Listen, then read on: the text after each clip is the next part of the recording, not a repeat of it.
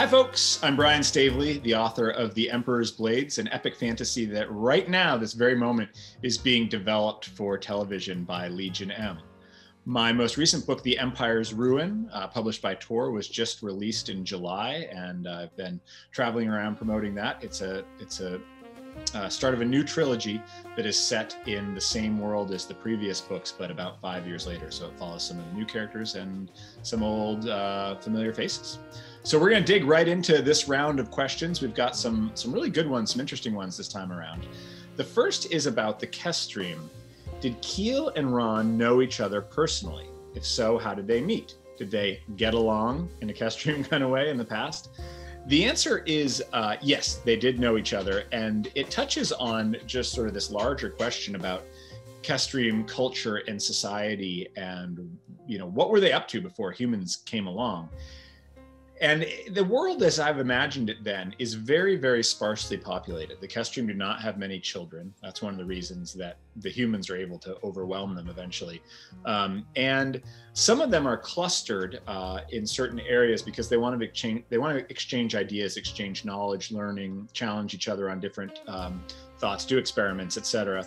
And then some of them are really much more far-flung. They're traveling around, exploring, looking for new species, new plants, all kinds of stuff.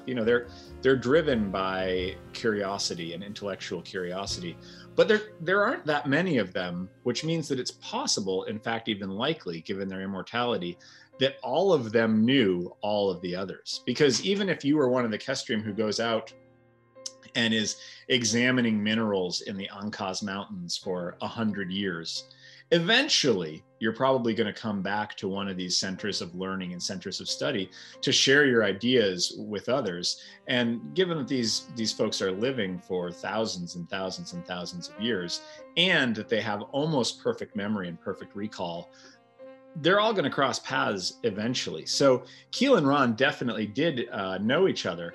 However, they are pretty different. Keel's much older than Ron Il-Torrent. I mean, they're both thousands of years old, but Ron is really formed by, he's one of the last Kestrem born before the Kestrem start having human children. So he's really formed by the human conflict. He's consumed by the conflict with the humans, and most of his life is given over to a world in which the Kestrem are first fighting with humans and then are being annihilated by them. Keel has thousands and thousands of years of history before that.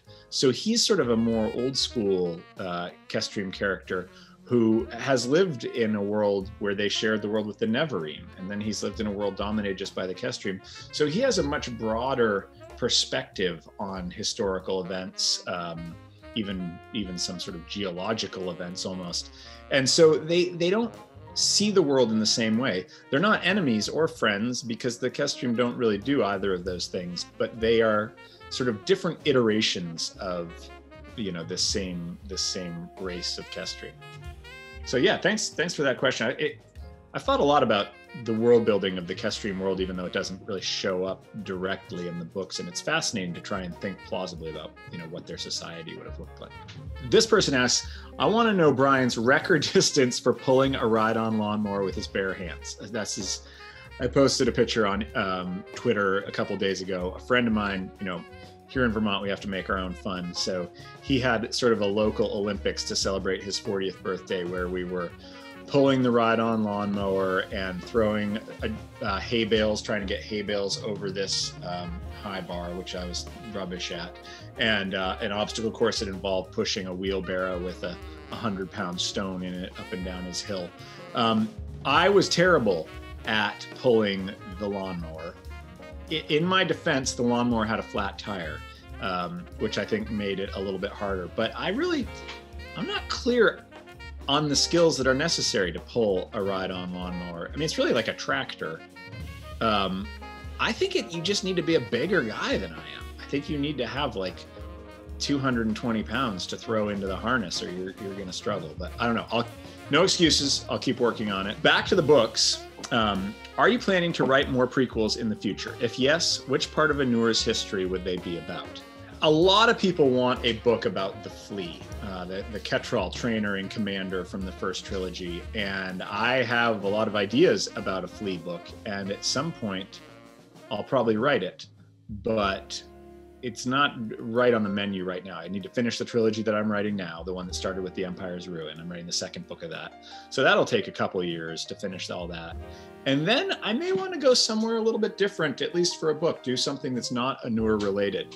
But there's a lot of secondary characters and a lot of history and a lot of lore in this world that I've been working in that I'd still like to explore. So life is long, almost certainly a Flea book, and then maybe some stuff about the Atmani, maybe stuff about the Kestrian Neverim Wars. There's a lot of material there, so I'll probably come back to it at some point. And finally, what happens if you tickle a Neverim or a Kestrian, apart from the inevitable and quick death of the person doing the tickling? So this question is interesting. I'm just going to answer it for the Neverim. I think of them almost as, I think of them sort of the way I think of lions. They are, human in shape, obviously, and they do eventually develop the ability to use language, although they don't like language very much. But I think of them as driven by kind of these basic impulses of hunger and lust and just instinct.